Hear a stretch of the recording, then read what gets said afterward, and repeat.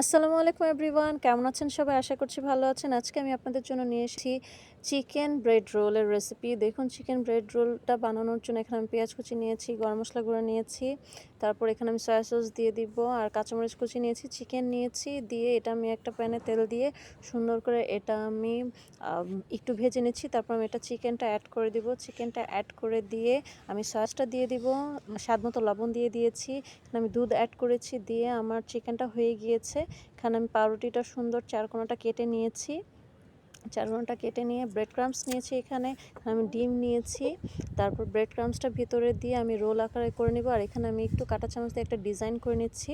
আপনার এই মজার চিকেন ব্রেড রোলটি খাওয়ার জন্য কেনার জন্য রেশমিস কিচেনে ফেসবুক পেজে ইনবক্স করতে পারেন, এবং আমাদের নতুন নতুন আপডেটগুলো পাওয়ার জন্য রেশমিস কিচেনে ফেসবুক পেজে ফলো করবেন, আমাদের ইনস্টাগ্রাম পেজটি ফলো করবেন, আমাদের ইউটিউব চ্যানেলটি সাবস্ক্রাইব করবেন, আর আমাদের সাথেই থাকবেন সব সময়। দেখুন, আমার ফ্রাই করা হয়ে যাচ্ছে। আমি ব্রেড ক্রাম্বসটা লাগিয়ে কিছুক্ষণ ফ্রিজে রেখে দিয়েছিলাম। দেখুন কত মজা হয়েছে।